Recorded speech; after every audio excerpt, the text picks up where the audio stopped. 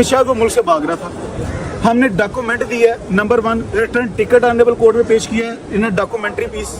मैं समझता हूं कि डकी की फैमिली ने और डकी ने मुकम्मल तौर पर एनसीसीए के साथ कोऑपरेट किया कि एनसीसीए ये जानबूझ के चीजों को डिले कर रही थी। देखिए जानबूझ के बस समझने यही है। उस्मान मुश्ताक साहब ने सेक्शन वो जो लगे हुए हैं इनके ऊपर वो उनके ऊपर बात की कि ये सारे के सारे जो है वो बेलेबल है। जब गिरफ्तार किया गया डकी को तो ये सारी की सारी जो एप्स हैं ये पाकिस्तान में बैन नहीं थी, कोई लॉ भी नहीं था इनको लॉ रोकने भी का। नहीं था। प्रोसिक्यूटर ने इकरार किया जी मैं ये चीज नहीं कह सकती, मुझे श्योर नहीं है कि ये पैसे इसके अपने हैं, जाती अपने हैं या गैम्बलिंग के हैं। अच्छा, तो वहां पर जो है मुश्ताक साहब ने कहा कि जनाब फिर किस बात के आपने रिकवरी की, आपको किस चीज का पता है, ये पैसे कहां से आए। उस्मान मुश्ताक साहब जो है उन्होंने मलेशिया का जो वो वीजा और रिटर्न टिकट जो है वो सामने कर दिए। ठीक है कि जनाब ये इनविटेशन है, हाँ। ये वीजा है और ये रिटर्न टिकट है। अगर डकी ने मुल्क से भागना होता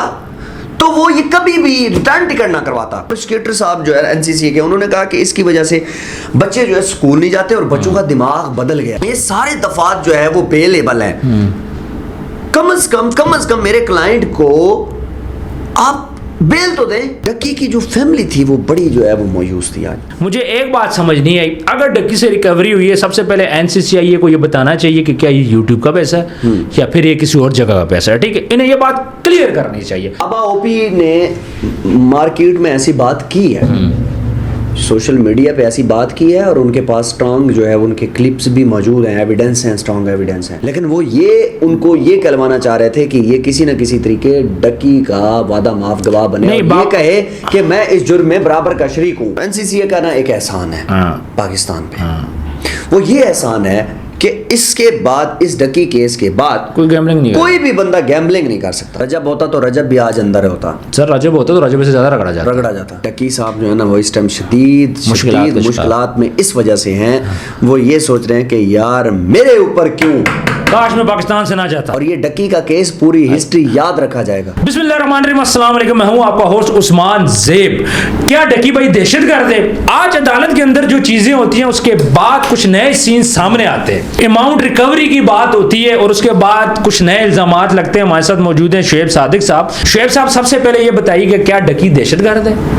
देखें जी, सबसे पहली बात यह है कि देखा जाए जिस तरीके से केस को प्रोसीड किया जा रहा है तो मैं समझता हूं कि डकी की फैमिली ने और डकी ने मुकम्मल तौर पर एनसीसीए के साथ कोऑपरेट किया। ठीक है, बैंक के पासवर्ड दिए, उसके बाद इनके क्रिप्टो के जो पासवर्ड थे वो दिए, उसके बाद इन्होंने वो वीजे भी दिए और उसके बाद जो है वो रिटर्न टिकट्स, हर एक चीज इन्होंने जो है वो सामने दी। ठीक है, मुझे एक बात बताएं कि आज जो इसके साथ जो मामलात हुए हैं तो एक चीज हमें फील हो रही थी, या जो कोर्ट्स के जो रिपोर्टर्स हैं इस बार जो है उनको अंदर आने दिया गया, तो फील हो रहा था कि इस बार भी जो है ना वो आईओ साहब को कहेंगे कि जी रिकॉर्ड नहीं लाया मैंने, तो या रिकॉर्ड जो है अभी थोड़ा सा रहता है, या जो भी इस तरह का कोई डिलेइंग टैक्टिक्स जो है वो इस्तेमाल करेंगे। लेकिन इस बार ऐसा नहीं हुआ।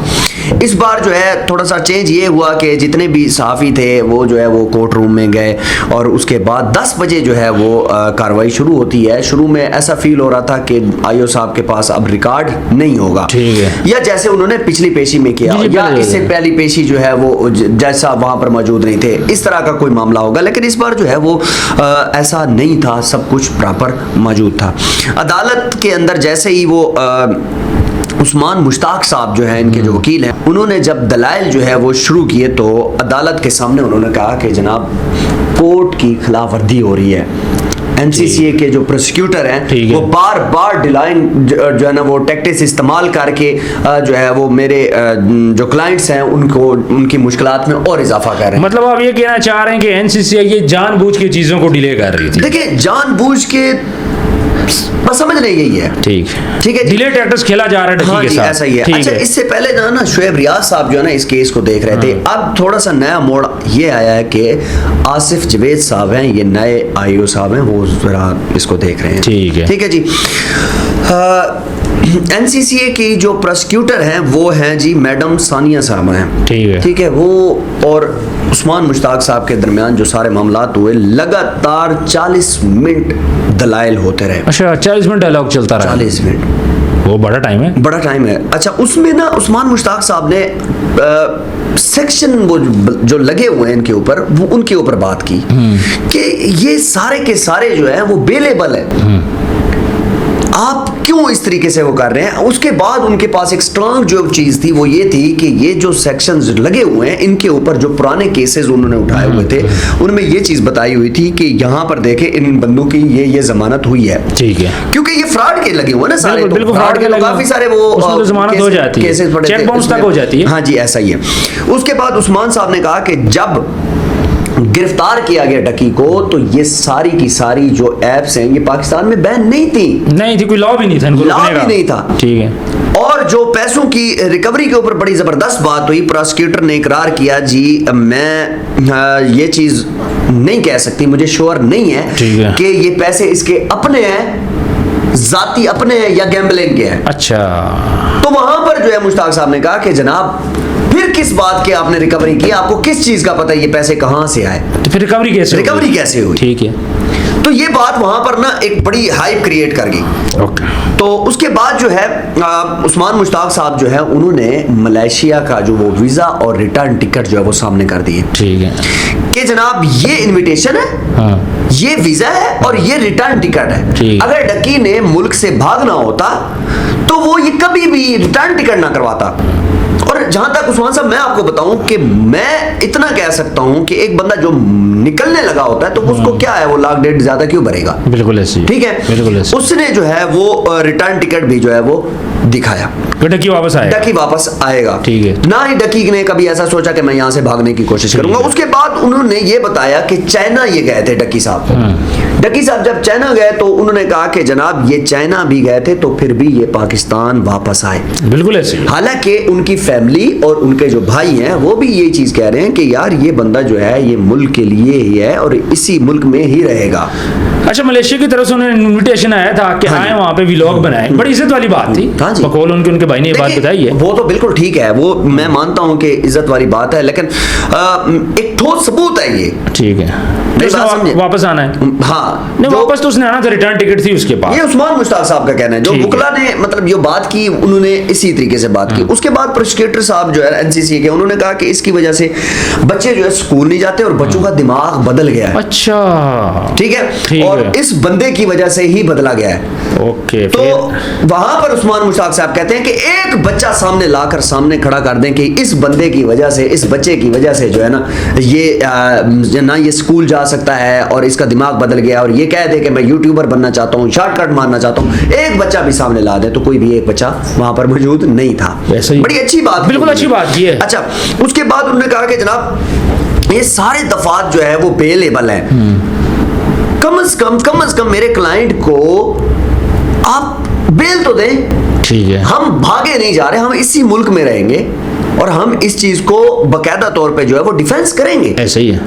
अच्छा, तो जब इंक्वायरी की गई, मुश्ताक साहब, उस्मान मुश्ताक साहब का कहना है कि जब इंक्वायरी की गई इनको एक नोटिस भी नहीं भेजा गया। अच्छा, उसके बाद 22 दिन में एनसीसीए ने क्या रिकवर की है, ये मैं आपसे पूछना चाह रहा हूं। एनसीसीए ने क्या रिकवर की? यही तो बात कर रहा हूं ना आपको। उन्होंने कहा हमने इतने पैसे जो है वो किए। अब ये पैसे डकी के अपने हैं या ये गैम्बलिंग से हैं। मैं आपको एक छोटी सी एक बात बताऊं। उनके जो भाई हैं वो जिया साहब जो है ना वो ये फरमा रहे थे कि एक बार ये मैच देखने गए, ये अपने काम के साथ इतने प्रोफेशनल हैं कि ये मैच देखने गए और मैच देखने के बाद जैसे ही मैच खत्म हुआ ना तो 10 मिनट के अंदर अंदर इन्होंने वीडियो डाल दी। हालांकि आईसीसी ने जो हाइलाइट्स डाली वो 15 मिनट के बाद डाली। अच्छा, इस बंदे ने मतलब जो भी इसकी एक वीडियो है वो 2-3 मिलियन तक तो आराम से मजे से जाती है। तो वो कह रहे हैं कि 10 साल में इन्होंने यूट्यूब से जितना पैसा कमाया है ये तो कुछ भी नहीं है, इससे ज्यादा पैसे होंगे। बात समझे मैं आपकी बात समझ। एक अगर 25 मिनट की वीडियो 2 मिलियन पे चली जाए तो आप अंदाजा लगा सकते हैं उस पे कितने पैसे जनरेट होते हैं। बहुत पैसा जनरेट होता है। तो सर पर डे लाखों रुपए मिलते हैं। तो उसकी एक भी वीडियो मैं समझता हूं कि ऐसी नहीं है जिस पे मिलियन ना हो। बिल्कुल है। ठीक है, तो उसके बाद 40 से 45 मिनट आपस में सुथरे दलाइल होने के बाद ये उस्मान मुश्ताक साहब ने कहने की कोशिश की कि डकी बेगुनाह है, और मैं जो है वो जितने भी मेरे पास प्रूफ थे वो सारे के सारे मैंने अब कोर्ट के सामने दे दिए हैं। तो बराए मेहरबानी मेरे क्लाइंट को बेल दी जाए, और उसके बाद जो है वो हम पाकिस्तान में हैं और हम इधर ही इसको जो है ना वो जब तक खत्म नहीं करेंगे तब तक ये बंदा कहीं नहीं जाएगा। तो जज साहब ने जो है ना वो कुछ देर के बाद जो है वो फैसला महफूज किया। और अच्छा मुझे एक बात बताएं, कहीं पे ये सबूत मिले जो पैसे ये कहाँ से हैं? एनसीसीआई को क्या पता चला है कि पैसा कहाँ से आया? नहीं। उसकी यूट्यूब की ट्रांजैक्शन पड़ी। अच्छा मैं आपको यूट्यूब का बता दूं, उसकी हिस्ट्री पड़ी होती है। अच्छा मुझे एक बात समझ नहीं आई, एनसीसीआई इस बात को क्यों नहीं जुटलाता? फर्ज करें उसकी यूट्यूब की इनकम नहीं है सर, एक क्लिक पे आपकी सारी इनकम यूट्यूब की आ जाती है कि इसने शुरू से लेके आज तक इतने पैसे कमाए हैं। फिर तो वो बोल सकते थे ना कि ये यूट्यूब से नहीं आया। मैं कहता हूं कि NCC have each and everything like sir they are not kids, उनको सब कुछ पता है, हर चीज का इनको हर मकसद क्या, मकसद नहीं समझ आई। देखिए यूट्यूब की मैं आपको बताता चलूं, यूट्यूब के अंदर एक क्लिक के आपको पता चल जाता है कि आपने पिछले 10 साल में कितना पैसा कमाया।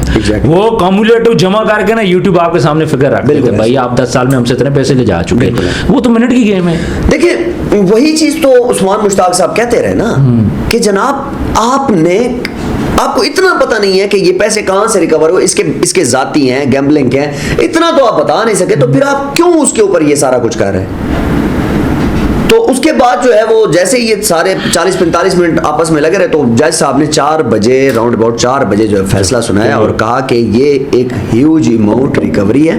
कम ऑन, अच्छा ठीक है, और ये जो दफात लगे हुए हैं ये बड़े नाजुक हैं, तो इसकी जमानत रिजेक्ट की जाती है। सर क्या वजह है कि जमानत क्यों रिजेक्ट हो रही है बार-बार? देखिए होनी नहीं चाहिए। अब यार 20 दिन में एनसीसी ये इससे पहले मैं आपको एक बात बता दूं, इससे पहले क्या हुआ था, इससे पहले जो है वो डकी के जो दोस्त हैं बाबा ओपी, उनको जो है वो वादा माफ गवाह बनाने की कोशिश कर रहे थे, लेकिन वो नहीं हुआ। जब भी किसी भी केस में वादा माफ गवाह बनाया जाता है तो इट मींस के जो उनका अपोजेंट है उसके पास ठोस सबूत नहीं है, वो इस वजह से वादा माफ गवाह। अच्छा वो ओपी का क्या सीन है उनका? वो भी ओपी अगर बाबा ओपी जो हैं वो अगर उनका वादा माफ गवाह बन जाते तो यकीन जानिए कि फिर सारे के सारे मामला डिफरेंट होते हैं, ताकि और मुश्किलात में आता। जहां तक उसकी बॉडी लैंग्वेज, जो जर्नलिस्ट लोग हैं वो बता रहे थे कि जो उनकी बॉडी लैंग्वेज लग रही है, तो लगता नहीं है कि वो वादा माफ गवाह बने। अच्छा अब बाबा ओपी भी आ जाया था? देखिए नहीं बाबा ओपी तो नहीं है, लेकिन उसकी किस दिन पेशी है? देखिए उनकी पेशी का तो मुझे शेड्यूल का भी नहीं पता, लेकिन मैं कल डायरी में देखूंगा तो मैं आपको ये सारा कुछ बताऊंगा। लेकिन बात करने का मकसद ये है कि डकी की जो फैमिली थी वो बड़ी जो है वो मायूस थी, आज बहुत ज्यादा मायूस थी। वो लग रहा था कि वो पाकिस्तानी जो लॉ है उससे जो है ना थोड़ी सी जो है ना वो मायूस हो। सर लॉ का मसला नहीं है यहाँ पे, एनसीसी जाहिर बात है इदारे अपने तरीके से चलते हैं, और जाहिर बात है हमारे जो अदालतें वो इदारों को फेवर करेंगी कहीं ना कहीं पे। मुझे एक बात समझ नहीं आई, अगर डक्की से रिकवरी हुई है, सबसे पहले एनसीसीआई को ये बताना चाहिए कि क्या ये यूट्यूब का पैसा है या फिर ये किसी और जगह का पैसा है। ठीक है, इन्हें ये बात क्लियर करनी चाहिए और ये एक क्लिक क्लियर हो जाता है। दूसरी बात, बच्चे खराब होने की जहां तक बात की, एक बात मैं आपको बताता चलूँ सर, प्रमोशन तो हुई है। जब ये 2.5-3 लाख मिलियन लोग देख रहे थे तो कहीं ना कहीं प्रमोशन तो हुई है, बैटिंग ऐप प्रमोशन हुई है, फिर उसके बाद बच्चों ने कहीं ना कहीं बैटिंग ऐप खेली होगी। देखिए बात एनसीसीआई की बिल्कुल जेन्युइन है। बाबा ओपी ने मार्केट में ऐसी बात की है, सोशल मीडिया पे ऐसी बात की है, और उनके पास स्ट्रॉन्ग जो है उनके क्लिप्स भी मौजूद हैं, एविडेंस हैं, स्ट्रॉन्ग एविडेंस हैं। क्या बोला कि उसके अंदर वो प्रमोशन कर रहे हैं, उनके पास क्लिप्स हैं एनसीसी के पास, लेकिन वो उनको ये कहलवाना चाह रहे थे कि ये किसी न किसी तरीके डकी का वादा माफ गवाह बने, नहीं, ये कहे कि मैं इस जुर्म में बराबर का शरीक हूँ। बाबा ओपी भी प्रमोशन कर रहा था, एग्जैक्टली कर रहा था। अच्छा, उनके पास वीडियोस हैं। तो सर फिर तो बात खत्म होगी। अब बात है डकी भी प्रमोशन कर रहा था। अब आप मुझे ये बताओ, एक चीज क्लियर होगी, ये दोनों प्रमोशन कर रहे, अब प्रमोशन की सजा क्या है? देखें जब वीडियोस आगे बात खत्म होगी ना, प्रमोशन की सजा क्या है, वो सजा दो। सर लॉ ही नहीं है, तो लॉ ही नहीं है तो फिर उसको गिरफ्तार क्यों किया है? मैं ये कहना चाह रहा हूँ सबसे पहले बैटिंग एप्स पाकिस्तान के अंदर बंद होनी चाहिए, अभी भी चल रही है, अभी भी चल नहीं, बंद होनी चाहिए। फिर लॉ लेके आए जिसके ऊपर एक्शन लिया जाए। थर्ड थिंग ये कि अगर आपने रिकवरी की है तो आपको पता होना चाहिए कि डक्की ने वो पैसा कहाँ से लाया है। अगर वो नहीं पहले तो यूट्यूब चेक करा, उसका यूट्यूब से पता चल जाएगा कि क्या ये इनकम आके यूट्यूब की है, नहीं पता चलता 2 थप्पड़ लगाओ डक्की बता देगा। पासवर्ड वो दे चुका है, अपनी बाइनेंस के पासवर्ड वो दे चुके, वॉलेट के सारा कुछ वो दे चुके, तो फिर उसमें रह क्या गया? मेरा ख्याल है कि अब फैसले की तरफ आना चाहिए। उस्मान साहब मैं आपको एक बात, ये फैसला ऐसे नहीं होगा, जो हालात नजर आ रहे हैं ये इनकी बेल जो है वो हाई कोर्ट से होगी। अच्छा ठीक है, हाई कोर्ट से इनकी बेल होगी और उसके बाद मैं आपको एक बात बताऊं, वहां हाई कोर्ट से सुप्रीम कोर्ट से? हाई कोर्ट से, हाई कोर्ट से हो जाएगी, डन है। अच्छा तो क्योंकि ये इतना बड़ा गंभीर केस नहीं है जो सुप्रीम कोर्ट तक लाया जाए। अच्छा मेरी एक बात याद रखिएगा, तो अभी तक ये हाई कोर्ट में जा चुके हैं? जाएंगे अभी, हाँ अभी जाएंगे, इसके बाद जो है इन्होंने फैसला करना है। अच्छा जी हाँ, लेकिन ये आज इनको वो लग रहा था कि हम जो है ना वो कर लेंगे, जमानत कर लेंगे, क्योंकि आज कोर्ट रिपोर्टर जो जराए बता रहे हैं ना, वो बड़ा, आप यकीन करें कि वो कहते हैं कि इस तरीके से दलाइल दिए ना अगले बंदे ने, उस्मान मुश्ताक साहब ने, वो बड़े मंजे हुए वकील है वो तो, लेकिन वो खुद भी जो है ना वो बड़े मायूस थे। लेकिन आपको एक बात बताऊं कि हमारे जो मुअज़्ज़ज़ अदालतें हैं या जज साहबान हैं, देखिए वो भी अगर कोई चीज करके बैठे हुए ना तो कोई चीज तो है। सर देयर इज समथिंग जो कि बताना नहीं चाह रहे ना, डकी को बताना चाह रहे ना, एनसीसीए ये बताना चाह रही है। एनसीसीए ना, मैं आपको एक बात बताऊं, एनसीसीए का ना एक एहसान है पाकिस्तान पे, वो ये एहसान है कि इसके बाद, इस डकी केस के बाद कोई गैम्बलिंग नहीं, कोई भी बंदा गैम्बलिंग नहीं कर सकता, और भी कुछ करने से पहले 1000 बार सोचेगा। तो ये एक टेस्ट केस इन्होंने किया, इसके बाद जैसे ही इसको जमानत होगी उसके बाद असेंबली के अंदर ये सारे के सारे लॉ पास किए जाएंगे, ठीक है, तो फिर जाके ये सारे सर देयर इज समथिंग जो एनसीसीए ये बताना नहीं चाह रही, किस चीज पे कर रहे हैं। वो दहशतगर्दी वाला क्या मसला था जी? मैं तो सुन रहा था जी कि डकी दहशतगर्द है। देखिए मैं आपको एक बात बताऊं, दहशतगर्दी के ऊपर ये है कि जो बंदा जिसके ऊपर दहशतगर्दी के दफात साबित हो जाते हैं या इस तरह के कोई मामला साबित हो जाते हैं तो फिर उसकी बेल तो होती ही नहीं है ना, ठीक है, वो तो एक समझ लें कि एक पाकिस्तान के लिए गद्दार है सर, उसके डिफरेंट सेल में रखा जाता है, उसको ट्रीट डिफरेंट किया जाता है कि यार ये कोई दहशतगर्द तो नहीं है, इसको बेल तो दो। अच्छा, वो इस वजह से बात कर रहे थे, बाकी ये नहीं। मुझे ये लगा कि कोई दहशतगर्दी की दफा बीच में निकल आई है जो ट्रांजैक्शन की है, जो मुझे कुछ मीडिया देख के फील हुआ था। देखें वो बात जो उनके वकील साहब कह रहे थे कि ये पैसा जो है ना वो दहशतगर्दी की वजह से इतना पैसा मिल सकता है, लेकिन यार ये बंदा वैसा नहीं है और ये 10-15 साल से ये काम कर रहा है यूट्यूब के ऊपर, ठीक है। मैं आपको एक बात बताऊं, ये उस टाइम काम कर रहा था जब आरपीएम हाई था, आज तो बहुत हाई था, अभी आपके सामने आरपीएम है, अभी आदमी बहुत लोग हैं, लेकिन फिर भी मैं आपको एक बात बता दूं, डक्की पाकिस्तान का 3rd-4th नंबर पे आने वाला ये यूट्यूबर है। बिल्कुल ऐसे ही है सर, ठीक है, तो ये इसको इतना पैसा मिलता है, बिल्कुल ऐसे ही। इवन के यूट्यूब भी डक्की को ये चीज बता देता है कि इस टाइम आप वीडियो लगाएं, आप स्टार्ट करें। सर एक बात मैं आपको बताऊं, सबसे ज्यादा पैसा किसको मिल रहा है इस टाइम पे पाकिस्तान के अंदर? फॉलोइंग किसकी ज्यादा है? रजब भट्ट की। रजब भट्ट के बाद दूसरे नंबर पे कौन आता है? डक्की। तीसरे नंबर पे कौन आता है? सिस्ट्रॉल जी। और चौथे नंबर पे आ गया मास अफ्तर। ठीक हो गया।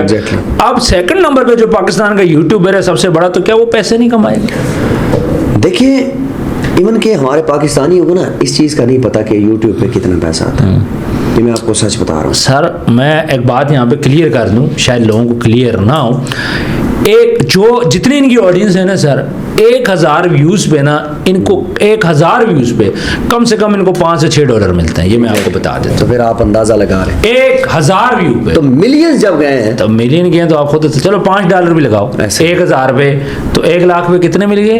$500। तो अब अंदाजा लगा, अब आप 10 लाख पे कितने मिल गए? आप इस तरह कैलकुलेशन करते ये आप तो पागल हो जाए सर। ये तो बहुत ऊपर है, मैं आपको वही बात बता रहा हूँ, ये उस टाइम काम कर रहा था जब आरपीएम फुल हाई पे था। तो सर 1 करोड़ रुपए तो उनके लिए नॉर्मल है, अभी तक तो मेरा ख्याल है कि अरब रुपए तो उसको इकट्ठा करना चाहिए। मैं आपको इस टाइम पाकिस्तान में जो आरपीएम सबसे ज्यादा है ना वो है टेक के चैनल्स पे, ठीक है। आपकी व्लॉगिंग तो सबसे एंड पे पड़ी है, कुकिंग तो सबसे एंड पे पड़ी हुई है। नहीं, कुकिंग अच्छा आता है, कुकिंग पे सबसे बेस्ट आता है। मैं आपको हाई टेक के बाद देखें, टेक के बाद शायद कुकिंग, लेकिन व्लॉगिंग तो नहीं है ना सर। इससे पहले ये टेक पे लगा रहा है सर टेक पे भी लगा रहा है। मकसद ये है कि यूट्यूब ना कोई भी हो आपका इतने पैसे देता है, जो मैंने आपको बताया कि जिनकी वीडियो देखी जाती है लंबी। Exactly. ये मैंने $5 कम बताया। उसकी रीजन ये है कि इनकी वीडियो 20-20 मिनट लोग देखते हैं। अगर आपका एवरेज वॉच टाइम आपका 20 आ रहा है तो आपको $5 तो मिल रहा है, क्योंकि आपके कम से कम 4-5 ऐड बीच में कवर हो रहे हैं। तो ये सारा सिनेरियो है जी डक्की भाई का। सबसे पहले तो एनसीसीए को 2-3 चीजें क्लियर करनी चाहिए। सबसे पहले ये क्लियर करना चाहिए कि डक्की ने अभी तक यूट्यूब से कितना पैसा कमाया, एक बात। दूसरा उन्हें ये बताना चाहिए कि इनका आरपीएम कितना है। देखिए लोगों के सामने ये चीजें लाई जाए ताकि पता चले यार ये महीने का कितना कमाते हैं। फिर उसके बाद ये बैटिंग ऐप की उन्होंने प्रमोशन की, बिल्कुल हम लोग मानते हैं। अब उसका इम्पैक्ट क्या पड़ा हमारे माशरे पे, उसको भी थोड़ा सा क्लियर करना चाहिए कि यार कितना मतलब नुकसान हुआ, कौन कौन से लोग इन्वॉल्व हुए। फिर उसके बाद जो बच्चे खराब होने वाली आपने की, हम इसके साथ बिल्कुल एग्री करते। बहुत से लोगों ने व्लॉगिंग देख के उसके बाद एजुकेशन की तरफ फोकस नहीं है, बट उसका रिस्पॉन्सिबल डक्की तो नहीं है। व्लॉगिंग तो पूरी दुनिया में होती है। देखिए उस्मान साहब, बच्चों के वालिदैन रिस्पॉन्सिबल आई थिंक सो। देखिए मैं आपको एक बात कहूँ, रजब होता तो रजब भी आज अंदर होता। सर रजब होता तो रजब से ज्यादा रगड़ा जाता। हाँ। ठीक है, उसको निशान इबरत बनाया जाता सर, उसके साथ बहुत ठीक है। तो फिर सेकंड नंबर पे ये है, तो फिर थर्ड नंबर वालों को नोटिस वगैरह जारी हैं, तो इंशाल्लाह ताला आस्ते-आस्ते सारे आएंगे। सर मुझे एक बात समझनी है, आप डक्की को गिरफ्तार क्यों, इतना टाइम आ गया, उसके बाद जिनको नोटिस किए गिरफ्तारियां क्यों नहीं हुई? ये भी तो एक सवाल है ना। देखें उनको रिलीफ क्यों दिया जाए? इस बेचारे को आप मिलने नहीं दे रहे। हाँ। एनसीसीए के पास अभी भी सही तरीके से जो है वो जैसे स्ट्रॉन्ग प्रूफ्स होने चाहिए, वो अभी नहीं है। सर मैं आपको सच्ची बात बोल, लेकिन जिनके ऊपर नोटिस गए हुए ना, तो समझ लें कि काम हो रहा है। सर मेरी बात मैं कहता हूं बहुत जल्द इनके ऊपर एक्शन होगा। ये जल्द कब आई, हम भी तो वेट कर रहे हैं ना। बाकी प्रूफ क्या चाहिए? वीडियोस चाहिए, वीडियोस एस्ट्रोलॉजी की भी पड़ी है, सबकी पड़ी है। देखिए डक्की साहब जो है ना, वो इस टाइम शदीद मुश्किलात में इस वजह से हैं। वो ये सोच रहे हैं कि यार मेरे ऊपर क्यों, काश मैं पाकिस्तान से ना जाता बाहर, या चाइना से पाकिस्तान ना आता। लेकिन फिर भी उसके ऊपर काम तो हो रहा था। सर काम हो रहा होगा, उसको जून से काम हो रहा था। और बाबा ओपी देखें, वो तो भागने की कोशिश कर रहा था। वो तो जा रहा था, वो तो जा रहा था। बाबा ओपी बेसिकली वो फंसा इस वजह से, उसने कहा कि डक्की जो है ना अभी अंदर गया तो वो ये वापस आ जाएगा 2 दिन के बाद। उसको तो नहीं पता था, लेकिन उसने कहा कि शायद कल जमानत हो जाए, परसों हो जाए। लेकिन वो करते करते जो है ना, उसने कहा कि अब टाइम जो है ना वो ज्यादा हो रहा है, निकलूं यहाँ से। जैसे गया तो पकड़ा गया। हालांकि अमेरिका नेशनल है तो कोई देखिए, एक बात मेरी बात याद रखें, पाकिस्तान नेशनल भी है ना, क्राइम पाकिस्तान के अंदर। मेरी एक बात याद रखें, वो अमेरिकन हो या जहां मर्जी से हो, क्राइम इज क्राइम। उसने अगर गैम्बलिंग की है तो सर वो पाकिस्तान का मुजरिम है। अच्छा, अभी जिसका नाम भी इस लिस्ट में है वो भागने की कोशिश करेगा, वो पकड़ा जाएगा। अब देखते हैं अगला नाम किसका है, कौन हिम्मत करता है। एक रास्ता है अफगानिस्तान, शायद वहां से बच जाए। अब भाई ये बर्गर बच्चे हैं, ये अफगानिस्तान से भागना क्या है, सोचे भी मत। एनसीसीए ये नहीं छोड़ेगी, बिल्कुल नहीं छोड़ेगी। और मैं कहता हूं कि बड़ी काबिल तारीफ है एनसीसीए। ये जो है उसने काम अच्छा किया, गैम्बलिंग के ऊपर बात की है, काम किए। सिर्फ आप चीजें छुपा के हो रहे हो, आप चीजें लोगों के सामने लेके आओ। कुछ ऐसे मामलात होते हैं जो नहीं ले जाते। सर इसलिए हमको बताया जाए यूट्यूब से कितना पैसा लोग कमा रहे हैं। एक पाकिस्तान की वो एक एजेंसी है, ठीक है, मजाक सर कुछ चीजें तो सामने लाए, लोगों को पता चले ना। एक टाइम ऐसा आएगा जब लॉ बनेगा ना, सारे मामलात होंगे तो ये सब कुछ बताया जाएगा। और ये डक्की का केस पूरी हिस्ट्री याद रखा जाएगा। Sir I want to know कि असल गेम क्या है, मुझे समझ नहीं आ रही अभी तक कि असल मामला क्या है। अगर आपने पैसे रिकवर किए तो डक्की को पता तो होगा आपने पैसे कहां से लिए ना, तो वो पैसे बताया हो हमको ना, पैसा कहां से आया यार, why they are hiding. Sir कुछ मामलात में ना आपको मतलब आई वांट टू नो कि ये सारा मसला क्या है, लोगों को बताया जाएगा। और जिस दिन जो है ना प्रेस रिलीज हुई एनसीसीए की तरफ से, जब ये केस क्लोज होगा। अच्छा, अगर डक्की को गिरफ्तारी हो जाती है 1 साल की, 2 साल की, फिर क्या होगा? देखें ये भी तो एक सवाल है ना। देखिए मैं आपको एक बात बताऊं, जमानत जब होगी ना, ठीक है, जमानत के बाद ना ये दोनों पार्टियां जो है वो केस लड़ती रहेंगी, ठीक है। उसके बाद इसको जुर्माना होगा, ठीक है, जुर्माना होगा या सजा होगी। जब अगर इसको कैद होगी तो वो फिर कैद पूरी करेगा। अच्छा जी हाँ, 2 साल भी हो सकती है, 5 साल, 10 साल भी हो सकती है, 7 जुर्माना भी हो सकता है। शुएब साहब आपने बहुत अच्छी बातें की। हम ये उम्मीद करते हैं कि डक्की जल्द उसकी जमानत हो। मैं खुद चाहता हूं उसकी जमानत हो, ताकि हमें फैक्ट्स पता चले। डक्की बाहर आएगा तो बताएगा कि मसला था क्या। मुझे ये जानना है कि इस टाइम पे हो रहा क्या है, अंदर की बातें क्या है जो कि बाहर नहीं निकल रही। एनसीसीए ने इतना सख्त एक्शन डक्की के ऊपर क्यों लिया? अगर डक्की के ऊपर सख्त था तो बाकियों को भी सख्त होना चाहिए ना। एस्ट्रोलॉजी अपनी घर में बैठी हुई है, सबको दूसरे तीसरे सारे अपने घर में बैठे हुए। तो व्यूअर्स कमेंट सेक्शन में अपनी राय जरूर दीजिएगा। आज की वीडियो थी, कुछ पेशरफ्त थी, हमने आप लोगों के साथ शेयर की। मजीद वीडियो में हमारे साथ कनेक्टेड रहिएगा। अपना ढेर सारा ख्याल रखें। मिलता है नेक्स्ट वीडियो में। अल्लाह हाफिज़।